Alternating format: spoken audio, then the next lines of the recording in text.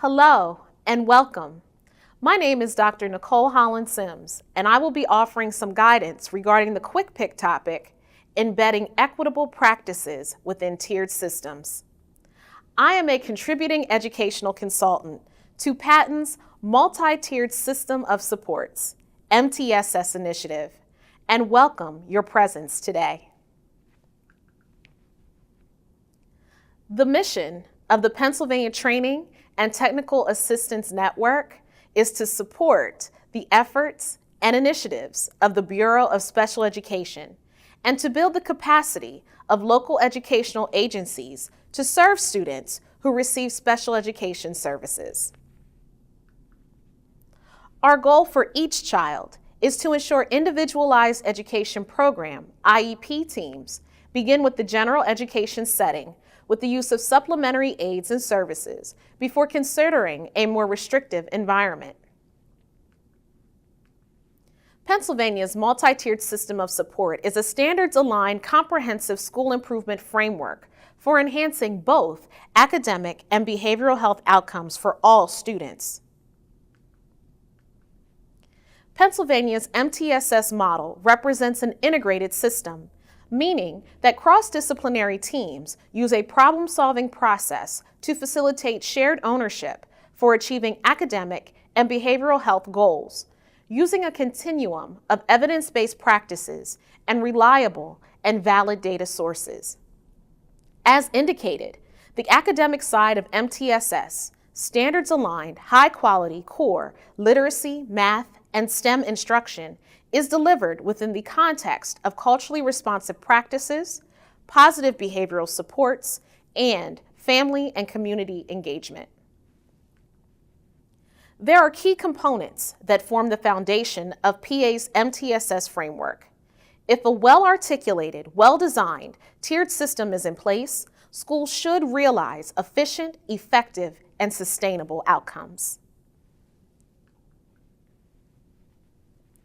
Today's Quick Pick is devoted to assisting practitioners with enacting practices that facilitate equitable outcomes in a racially and ethnically diverse society. Cultural competence occurs when members of the school community honor, respect, and value diversity in theory and in practice. And teaching and learning are made relevant and accessible to students of various cultures, races, and ethnicities. There are numerous benefits related to culturally competent practice, including promoting mental wellness and positive behavior, supporting academic and behavioral success, ensuring access to the full range of school services and activities to all students, and meaningfully engaging students and their families in the school community. By 2060, 64% of children under 18 in the U.S. are projected to belong to racial and ethnic minorities, as compared to 48% of children in 2014. When people hear the word culture, the automatic association is to think about race and ethnicity. Cultures exist in every community: sexual identity, sexual orientation, religion, socioeconomic status, disability status, etc. Greater cultural competence of mental health service providers is associated with better overall outcomes, meaning access, participation, satisfaction, and service outcomes, in particular for African American youth and their families. Culture plays a crucial role in learning. Practitioners who are knowledgeable and sensitive to students' unique cultural backgrounds are better equipped to offer relevant academic, behavioral, and mental health interventions. Practitioners who implement culturally responsive practices work through a cultural frame of reference, recognize the complexity of culture, and incorporate individual differences in instructional and intervention planning. But how do we all get there? Take a moment to review these competencies.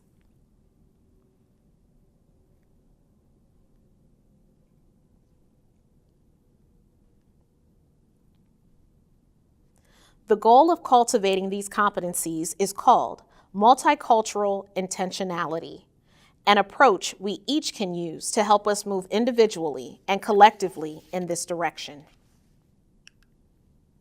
How do schools get there? What are some initial practices they can do to address equity? Evaluate and calculate disproportionality to determine overrepresentation and underrepresentation of various groups. For example, race, socioeconomic status, disability status.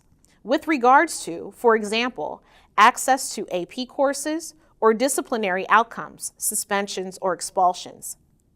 The data drives the decisions on next steps and areas to focus in determining solutions. Staff may be unsure or unaware of their own internal biases and/or cultural issues that may be occurring in their school. Allowing staff the opportunity to express and report their experience in the building may add another data source for schools to consider in their enhancement of the school community. Consider the Mid-Atlantic Equity Consortium's staff survey, as well as staff climate surveys. Continuously involve and engage members of the community and families of students that represent the various cultures in the school.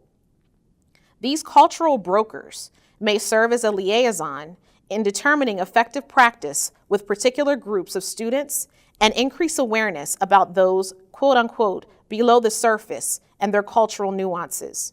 For example, some cultures are highly involved in their local church. A clergy member from that church may be someone to consider. What are equitable educational systems? Equitable educational systems are responsive to cultural difference and seek to include rather than exclude difference. People are key, since educational systems are created to educate people, infants, children, adolescents, and adults. Policies help to guide the people side of the work. They are created to maintain the learning process and reduce the amount of effort expended on activities other than learning, like getting supplies to the classroom, deciding which students are assigned to which teachers, and making sure that there are enough books, desks, classrooms, and buildings to house all the students. Policies help parents and students know what to expect, what is expected from them, and how the school calendar will flow from the time that school opens until the end of the school year. Practices are what people do. They include simple things like how students are greeted at the beginning of the year, to how reading is taught in the classroom, to how assessment occurs. While policies regulate the spheres in which people operate, much of daily practice is up to the people who do the work, students and school practitioners alike. Practices also include how teachers interact with one another, their supervisors, and the building leadership. When we talk about making a system culturally responsive or equitable, we mean that people, policies, and practices need to be assessed in terms of the degree to which they permit or impede culturally responsive action. What does equity look like at the classroom level? It begins with culturally responsive pedagogy. This approach is student-centered and empowers the students' cultural strengths to improve their sense of belonging to the school community. In addition to the federal and state regulations, Pennsylvania has adopted Charlotte Danielson's framework for teaching as the overarching vision for effective instruction in the Commonwealth. The model focuses the complex activity of teaching by defining 4 domains of teaching responsibility. The framework for teaching identifies those aspects of a teacher's responsibilities that have been documented through empirical studies and theoretical research as promoting improved student learning. These responsibilities seek to define what teachers should know and be able to do in the exercise of their profession. For this particular quick pick, we will focus on domain 3E. A distinguished professional persists in the search for approaches to meet the needs of every student. Each of the characteristics described above provide an example of how to support and enhance classroom environments that are supportive for all students. In particular, student-centered instruction and teacher as facilitator may appear in the form of a Socratic seminar where the students drive the lesson and discussion, while the teacher ensures that all voices are heard and are active contributors. Instruction is culturally mediated when it incorporates and integrates diverse ways of knowing, understanding, and representing information. Instruction and learning take place in an environment that encourages multicultural viewpoints and allows for inclusion of knowledge that is relevant to the students. Learning happens in culturally appropriate social situations. That is, relationships among students and those between teachers and students are congruent with students' cultures. For example, including female astronauts or inventors in science or social studies instruction, or African American, Asian American, Latino novelists, authors in ELA instruction. Essentially, allowing all students represented in your classroom to see themselves in the lesson. Let's transition now to considering MTSS in the context of evaluating data with an equitable lens. It is important when building the team's foundation to take time to focus on school's context. When building the team's foundation, it is also important to take time to reflect on one's own level of cultural proficiency. Throughout the journey of using data to improve student success at school, there may be times that team members float on a continuum. For example, if a team member has not been exposed to a particular group or certain students, they may express themselves in a way that is viewed as ignorant or biased. Understanding that everyone has the potential to make comments and subsequent decisions as a result of implicit bias is important for teams to understand and process. The cultural proficiency continuum is a way of reflecting upon these issues.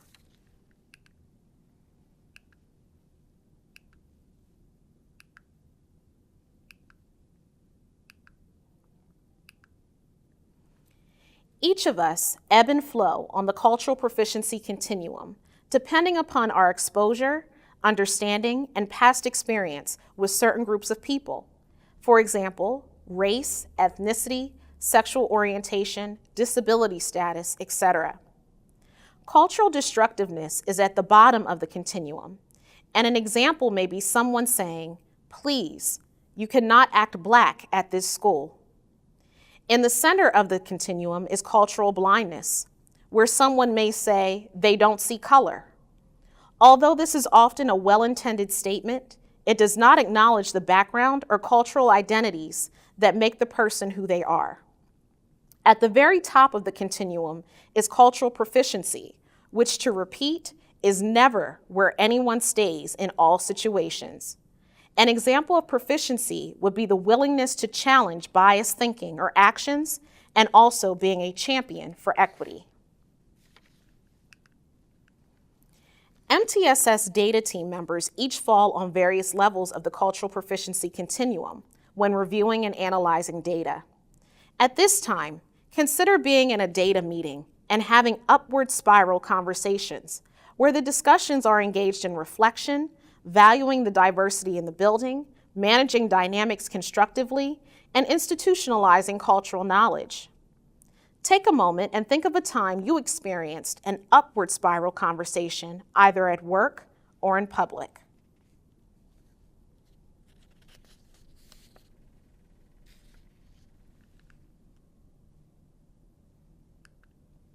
Now, please consider being in a data meeting and having a downward spiral conversation where the discussions are engaged in blaming others, discussing those kids, or how they need to change to fit in our system. An example may be someone saying, "Our scores would be fine if the students from X neighborhood would move to the other school." Take a moment and think of a time you experienced a downward spiral conversation either at work or in public.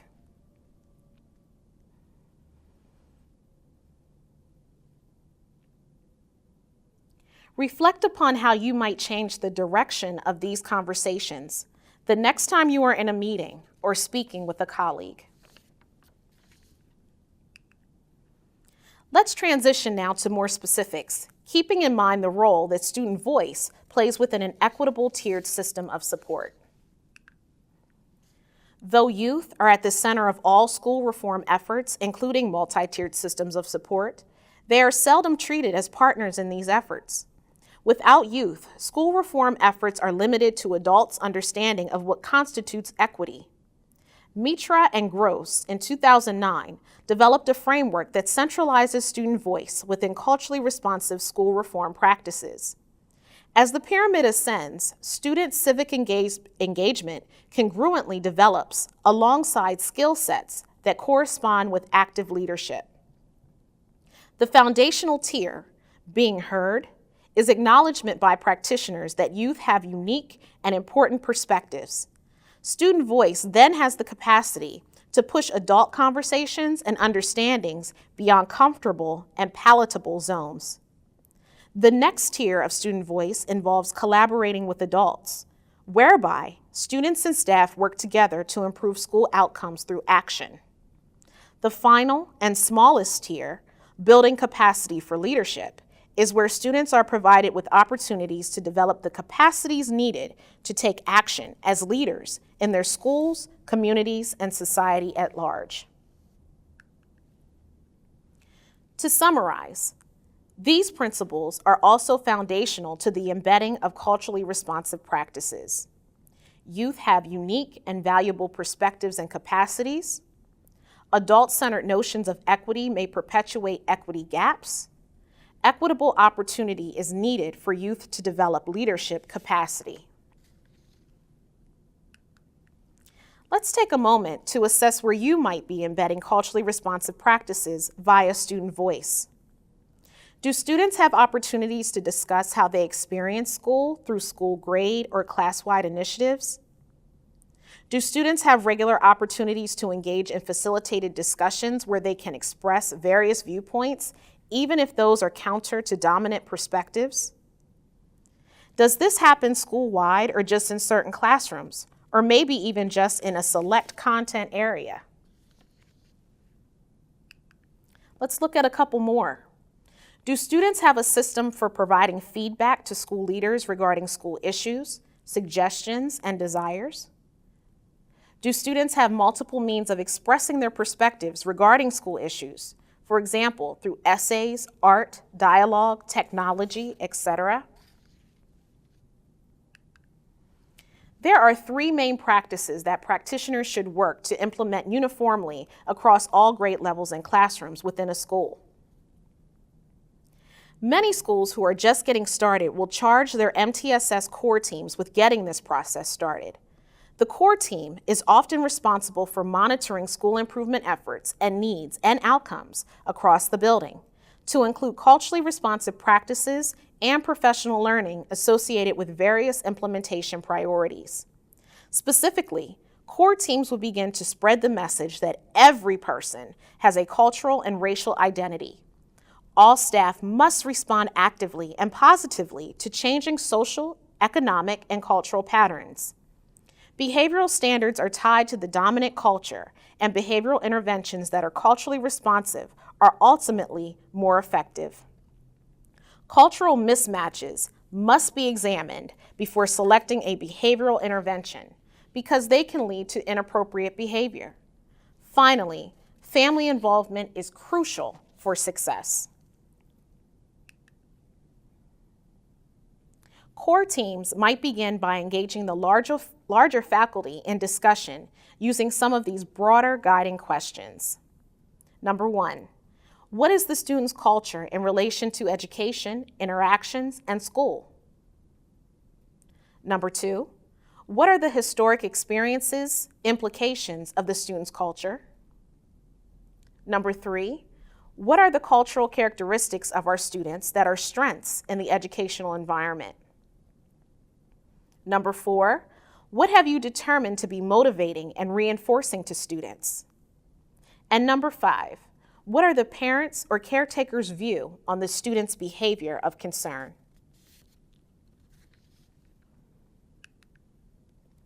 Classroom teachers might be organized into grade-level teams to discuss and share their responses to these questions and any grade-level goals they formulate in response to current practices and needs. Take a few moments to review the following questions.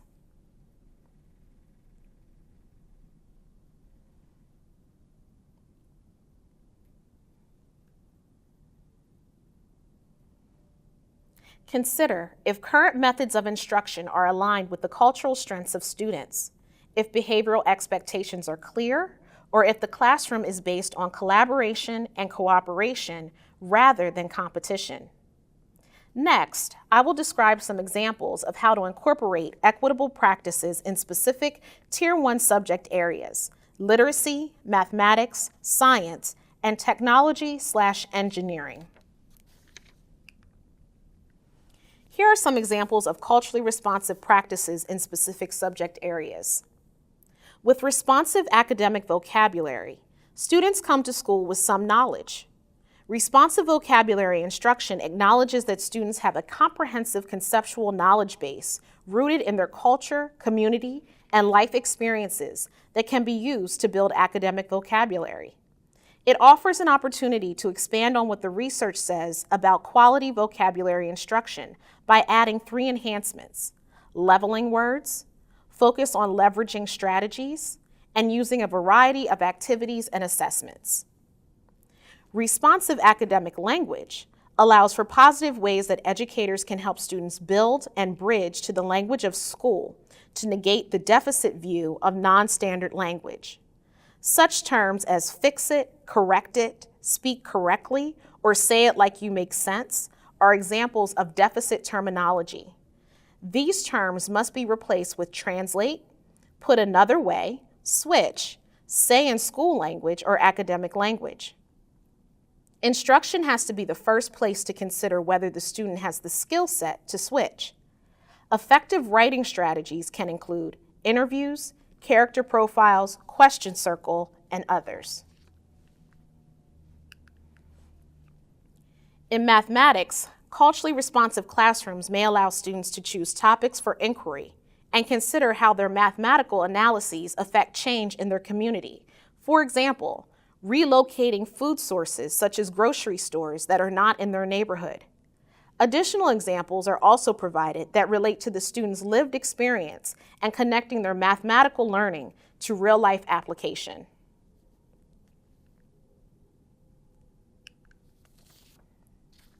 STEM has great potential for equitable learning and application. For instance, students may discuss how the validity of knowledge claims varies from context to context.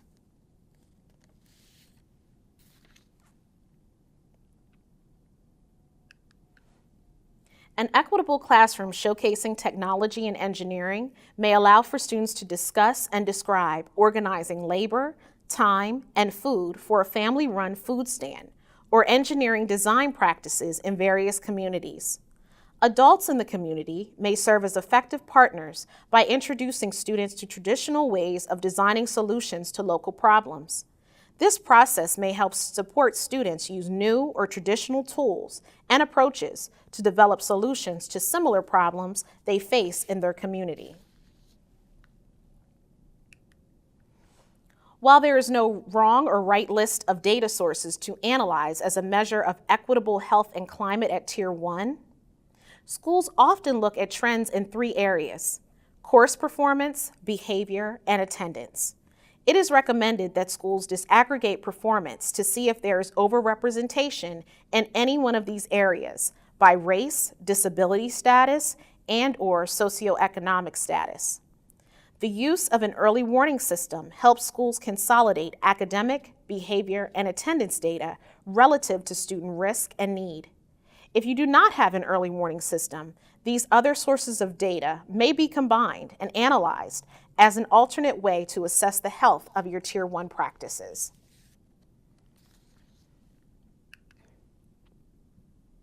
These same measures that we use in Tier 1 would also be used to assess response to intervention for students who receive additional, more intensive supports with the addition of diagnostic measures, functional behavior assessments, and progress monitoring measures matched to the skills that we want to assist the student with developing. It is important to note that family and student voice is essential from the beginning, but even more so as the need for supplemental, customized support increases. Schools must value families and whatever level of support they have to offer. Likewise, families must understand how an intervention works, as well as their role in the intervention. Brief interviews between school and family can be powerful in helping gauge the family's perception of cultural mismatch or match, because they are a helpful method for bringing the family's perspective to the forefront. Final points. Equitable practices encompasses all facets of a multi-tiered system of support in academics, behavior, and social-emotional learning. School completion of students from every background is paramount. Therefore, the instruction and interactions with students of various ethnicities, races, and linguistic levels requires the establishment of mutual relationships and rapport. Please visit www.PaTTAN.net to access a plethora of information ranging from MTSS to behavior to English learners to increasing graduation rates. Each of those educational initiatives will be useful and relevant to this topic. The research on embedding equitable practices within comprehensive school improvement frameworks, such as multi-tiered systems of support, is emerging. What we do know is that ongoing dialogue and reflective practice is needed relative to the needs of an increasingly diverse population of students and families. Multicultural intentionality will be needed by all stakeholders if our goal is to create and sustain culturally responsive, integrated, and effective academic and behavioral systems for all students.